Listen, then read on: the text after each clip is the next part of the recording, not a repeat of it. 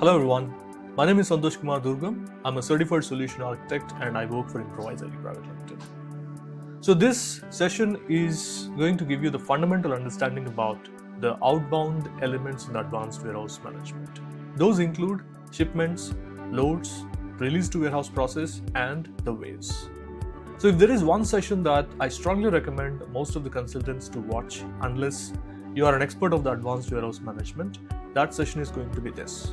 Because many consultants who are already working on advanced warehouse management always have that ambiguity about waves, loads, shipments, and when to use what, all of this. So let us get that concrete understanding on these fundamental elements. Let's start with the shipments.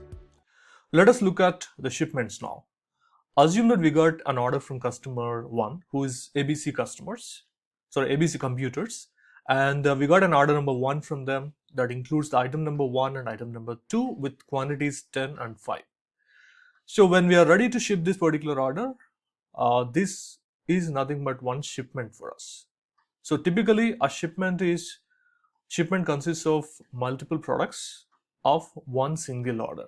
Unless you are getting into some sort of consolidation of shipments and everything, in a typical scenario, a shipment represents multiple items from one single order that is going to a particular customer's address. Okay. So similarly, if you got another order from the same customer, and that is also for some, either that could be for same products or different products. So that is another shipment for us. Okay. And then assume that you got another order from a different customer altogether. That's a customer 2, which is XYZ customer. So you got an order number 3 and quantity is 10 and 5 for item 1 and 2. That is a shipment 3. So like this, every order is a shipment for us from the advanced warehouse management point of view.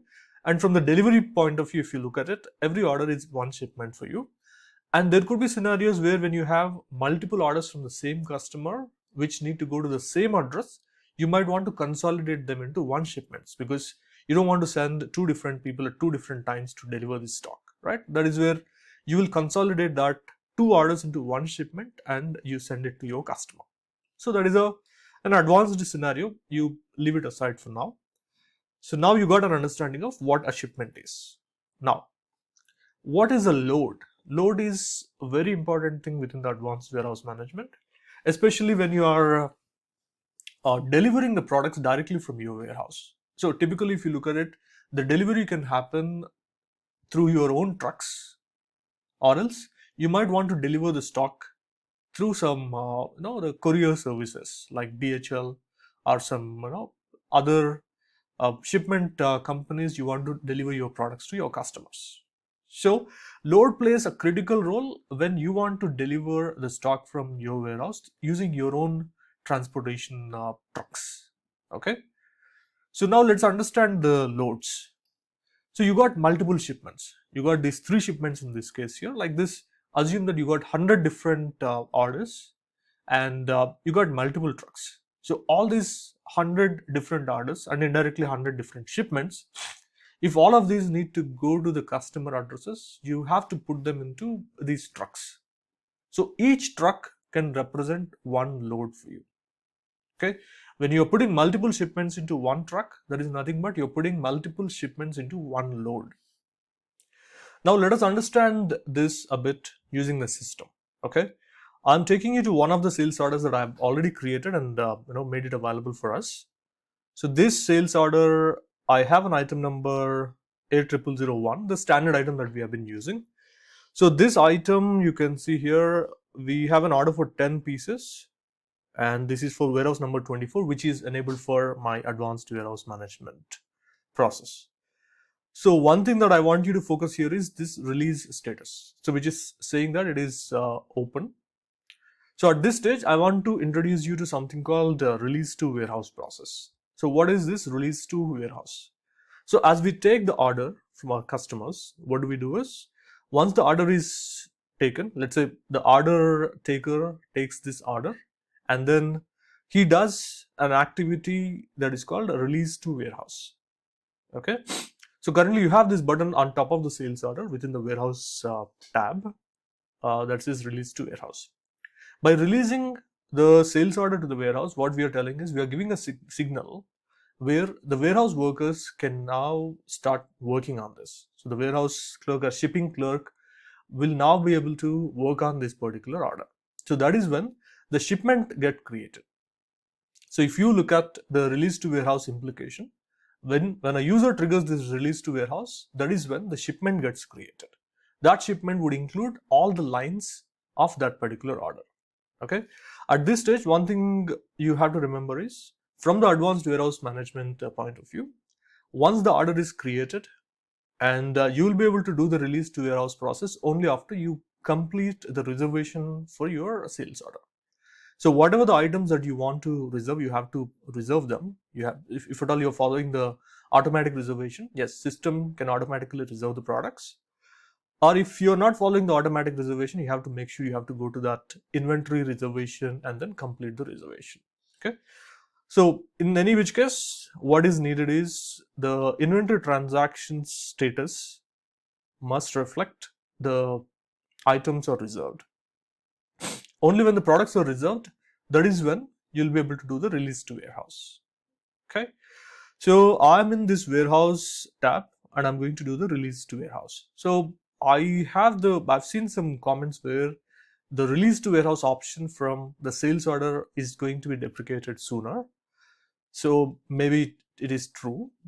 So what we will do is, if at all this is not the option that we're going to be having in the future, ideally there is another place where you can release your orders to the warehouses. So I go to the release sales orders to warehouse. Right. I'm in the release sales orders to warehouse form. And if you see here, all our sales orders that are created are available here for release. So if I go to the other tab, the one that we wanted to release is this 1087. So I go to this and I have this 1087. So what I do is all the sales orders that I want to release, I can include all of them like this. And then I say add all of them and then release to warehouse. So for now, I'm not going to do for all of them. So let us go and do for a couple of them, or else only one. Let us do it only for 1087 order. So I go to the add option. So this will be added down to the grid, and then you say release to warehouse. So when you say release to warehouse here, that is where the shipment gets created. You see here, 1 shipments have been created. So that is what the release sales order to warehouse process is going to do. Right. So once the shipment is created, only then you'll be able to plan your loads. So assume that you got 100 different shipments now. And out of those 100 shipments, only 50 can fit into one truck, or one load. Okay. 50 can fit into one load. So what you'll have to do is, you have to tell the system that all these 50 shipments are getting into this load and the remaining 50 is going into another load. That is how you can tell the system, and that is something that can be done using a process called load planning workbench. Okay, let us go and take a look at that, because we want to have a bit of understanding on the shipments, loads and waves. Okay, now I'm taking you to a form called outbound load planning workbench. So typically what will happen is, the shipping clerk or somebody who is responsible for shipping these products to the customer's place, they will have to come into this outbound load planning workbench, and here they should see all the sales orders or all the shipments that are available, and then plan the load accordingly. Okay, so what we're going to do now is, you look at this. So these are the shipments available. Okay, you see the shipments tab. So I'll know that these are the shipments available, and this is the order that we are looking at currently, 1087. Right. So out of these shipments that are available, the way that you typically plan is, as a shipping clerk or somebody who's responsible for transportation, so they'll include all these shipments that are going in one direction. For example, all the shipments that need to go to this particular postal code. That is one of the ways that we look at. So all the shipments that need to go to this particular postal code. So you select all of them, okay, and then add it to the load. Okay, so on top of it, you have something called to new load or to existing load. If all these shipments you want to put them into the new load, typically that is how you start with. So you say that all the selected shipments I want to put them into the new load. So when you say to new load, so system would ask you for what a load template ID is. So load template ID typically talks about what is your container length and what amount of what is the weight limit that can be accommodated in that particular load. So all those configurations will be available in the load template ID, but we don't need to worry about them right now. When we talk about specifically on load templates, we will look at load template creation and what are the other parameters that we have there. So for now, I'm choosing the load template ID, which is 20 feet container. So we are telling the system that these shipments, I want to put them into the 20 feet container. That is where the truck is, the 20 feet container truck is where we are going to put them. And then I'll say, okay, done. So if you see here, a new load is already created now. So I scroll up a little bit. Yeah. So this is a new load that is created now because I'm on 17th July today. So this is a new load that is created. So that is how you put shipments into the load. Now let us go into the loads and check one thing. Now what we do is let us go to the loads and see this load that is created. I'm going into all loads form. So in the all loads form now, the new load that is created will be available here. So you see that one load is created with 17th July date, which is today. I open this load ID and you can see that I have my shipment included into this load. Okay, order number 1087 and the shipment ID is this. So like this, you can include multiple shipments into your load. So that is how you plan your loads and shipments. Okay, let us now understand what is a wave in the warehouse management. So in warehouse management, a wave is a group of orders that are picked simultaneously during a specific time period. Or based on similar criteria, you will group your orders and then you advise your warehouse workers to go and pick those orders. Okay, so that is about a wave. So let us simplify this now with a real-time understanding on how a wave is really helpful in the warehouse management process to increase the efficiency of our warehouse workers and to ensure our loads or our shipments reach on time to our customers. Okay, let me just take you back into this whiteboard. I'll give you one example here. So assume that you are a warehouse manager and assume this is for some sort of dairy products. And what happens is at the beginning of your day, you have to send certain dairy products. Those shipments you have to send it to all your wholesale customers. Those are spread across the city. And every day there are two trucks that will go and deliver these products to your wholesale customers who are spread in multiple parts of the city. So there are two trucks. One will go to the east side of the city, which is this. Okay, I'll just zoom it. Yeah. So the one truck goes to the east side of the city and the other truck goes to the west side of the city. So the one that goes to the east side of the city, that typically has more number of shipments because the city is expanded more towards the east side. So that is the reason you have more of your wholesale customers on the east side. And there is a long route, so you have to deliver many shipments in that way. And for that reason, typically you want to start pretty early in the day. So this truck has to leave the warehouse pretty early in the day, like 8 a.m. or 9 a.m.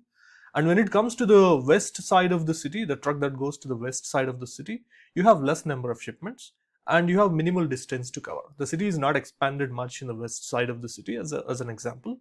So that is the reason you got less number of customers and less number of shipments in that area. And you divided your the delivery pattern in a way that east side and the west side. Now, what do you typically do? Because of the reason you have to deliver to all your customers in the east side where you have more number of shipments, you want to start early. So for that reason, what you can do is all your orders based on certain postal code or something, you might want to put all of them into one wave. So you say that you have a wave in which you include all your shipments related to the load number one, like as we discussed previously. You will decide the load number one, and within that load number one, what all shipments that you wanted to include. Okay, so once after you include them, that is where you will create a wave. You create a wave number one, and you include all of these load lines. You call them as load lines, or else you can also directly include even shipments. So in our example, let's consider that as load lines. So in a wave, you create a wave, and in that wave, you'll include all your load lines, and then you process the wave. So by processing that wave, what will happen is system will firstly create the works for all the load lines in this particular wave. So even though you have all the other shipments which need to go to your truck 2, the work will not get created for them. So that will wait until you process your wave. Until you include those loads into the wave and then release them, nothing will get started. So the shipments are available, but until you release or until you process that wave, all the load lines, there will not be any signal to the warehouse workers to go and pick those products from the picking locations and get them ready. There is no signal for them. So that signal will go to the warehouse workers in form of work when a wave is processed. Okay, so that is how you will use the waves. Okay, now let us see all of this in the system. So to make this understanding pretty clear for you, what I did is I've disabled the automatic wave processing. I disabled the automatic wave creation also. For our business scenario, it makes more sense that we create a wave manually. So that's what we are doing, so that we understand the fundamentals. Then you can easily get the automatic wave creation and all of them. You can do that with the standard demo data. If you are working, when you do a release to warehouse, you might notice that system will automatically create a wave also. Okay, I stopped it now. I'll just show you what is the configuration I've done there.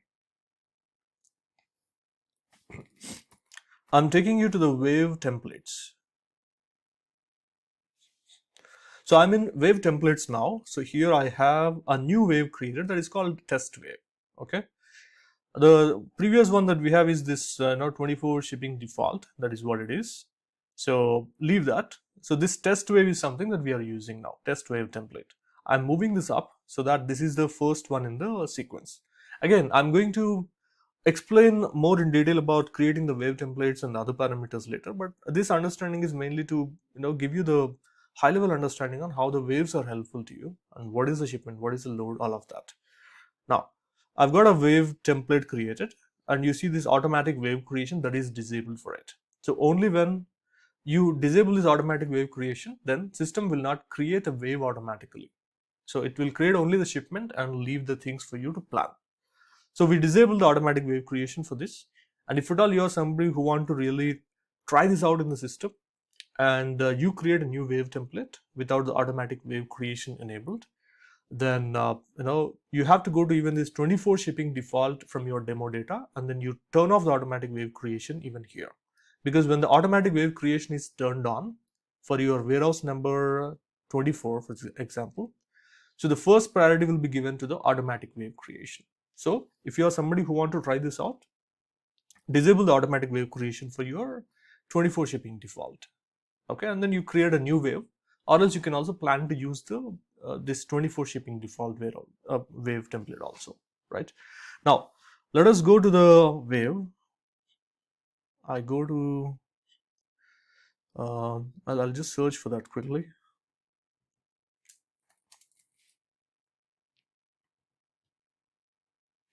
I'll go to all waves. Here I'll create a new wave now.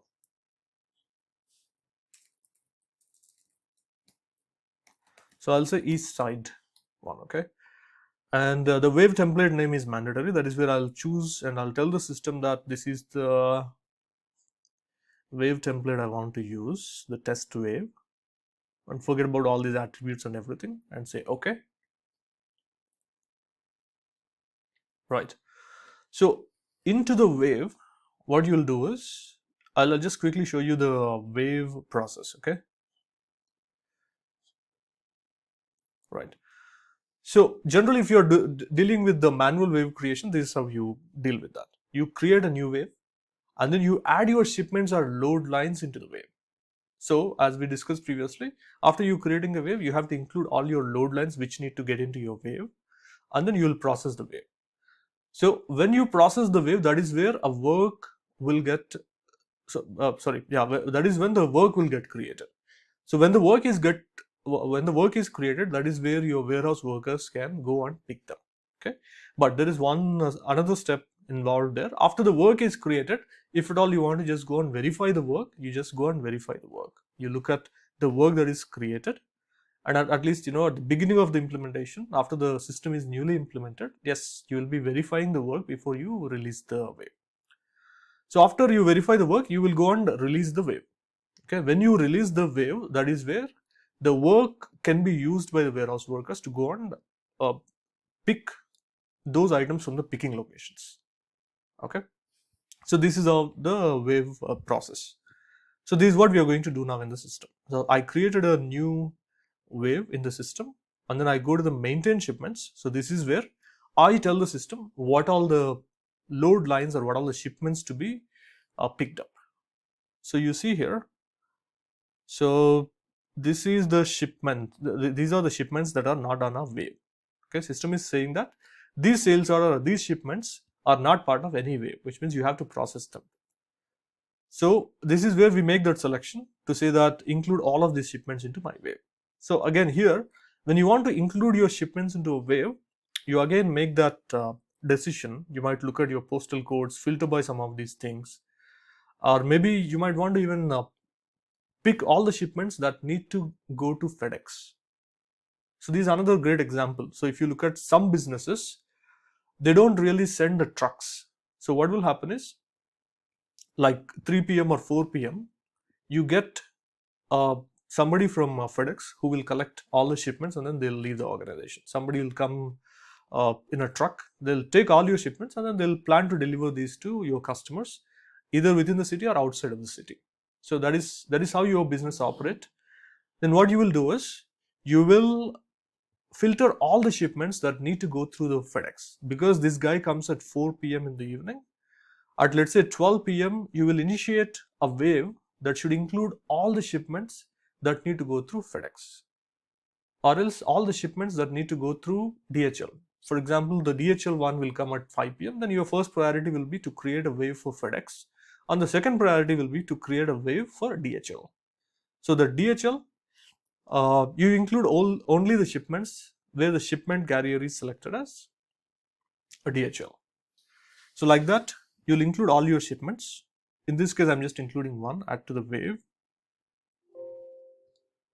and done. So this is included. What I will do now is just go back to the wave. If you just refresh the screen, in my wave, I have all the shipments that need to be released to the warehouse. I mean, all the shipments that need to be processed for picking. Okay. Once I have this, the next step I'm going to do is I'm going to process this. Right. Once after I process this wave, you can see here I'm just refreshing the screen.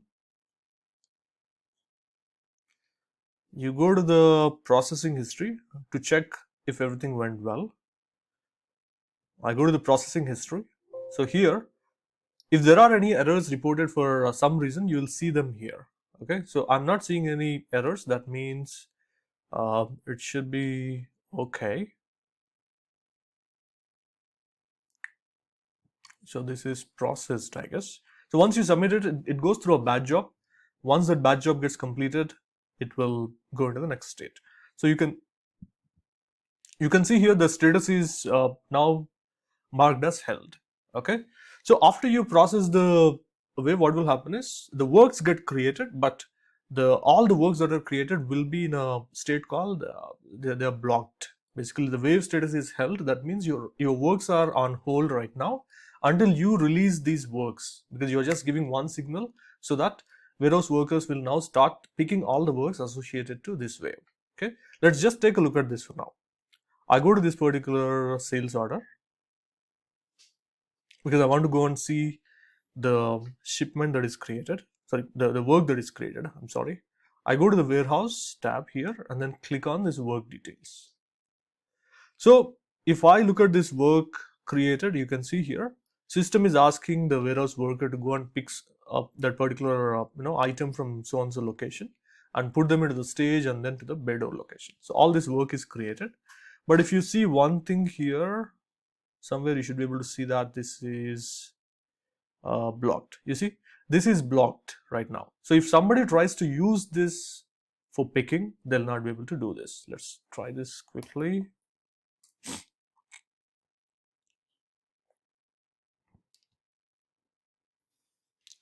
So I'm logging into the mobile device now, and I'm saying outbound. Let us go back. Let's go to the outbound area, and then we say sales picking, and let us try to use this work that is created. Okay.